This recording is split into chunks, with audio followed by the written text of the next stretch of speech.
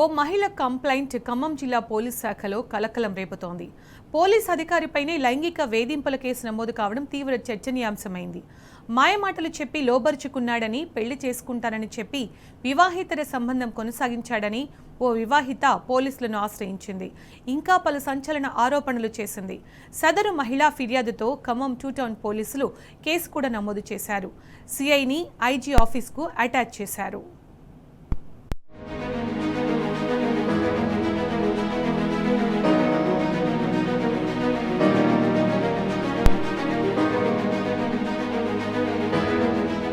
Khammam CCS లో పనిచేస్తున్న CI రాజు నాయక్ తీవ్ర ఆరోపణలు ఎదుర్కొంటున్నారు. లైంగిక వేధింపులకు పాల్పడినట్టు ఫిర్యాదు రావడంతో ఆయనపై కేసు నమోదైంది.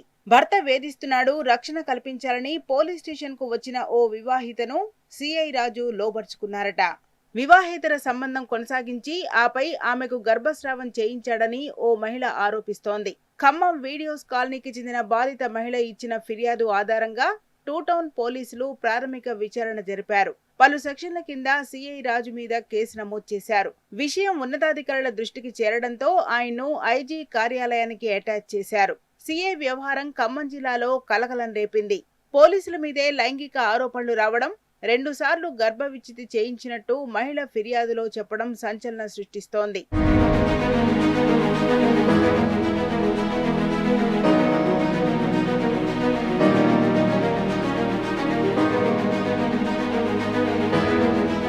సిఐ రాజు నాయక్ మహిళా పోలీస్ స్టేషన్ లో పనిచేసినప్పుడు బాధిత మహిళ పరిచయమైంది.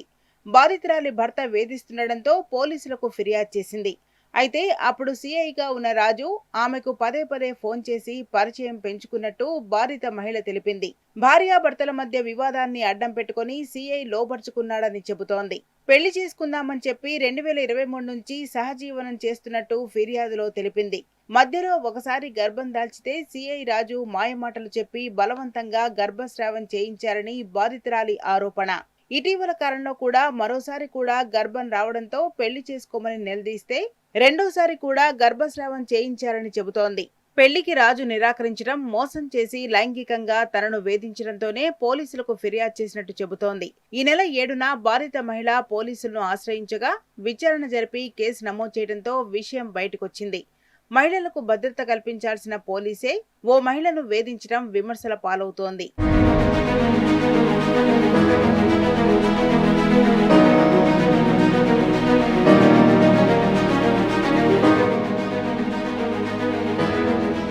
సిఐ రాజు నాయక్ పై వచ్చిన లైంగిక ఆరోపణలపై పోలీస్ వర్గాల్లో మరో చర్చ జరుగుతోంది.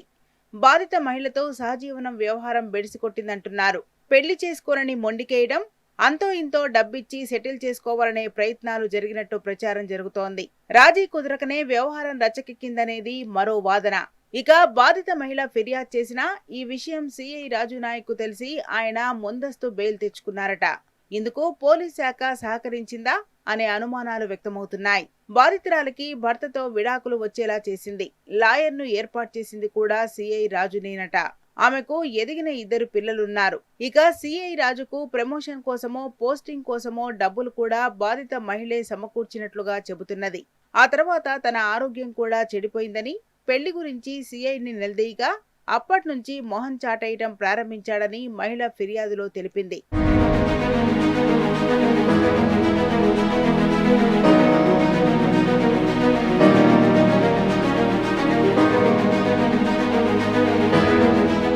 బలవంతపు గర్భ విచ్ఛితి నేరమని ప్రభుత్వ నిబంధనలున్నాయి. చట్టరీత్యా శిక్షార్హులు కూడా.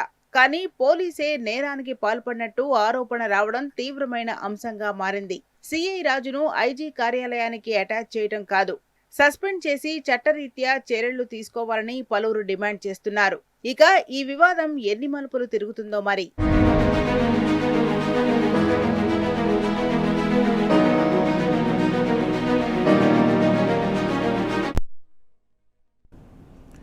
దేశంలో ఎండలు తీవ్రంగా మండిపోతున్నాయి. పలు రాష్ట్రాల్లో రికార్డు స్థాయిలో నమోదవుతున్న ఉష్ణోగ్రతలు ప్రజలను భయపెడుతున్నాయి.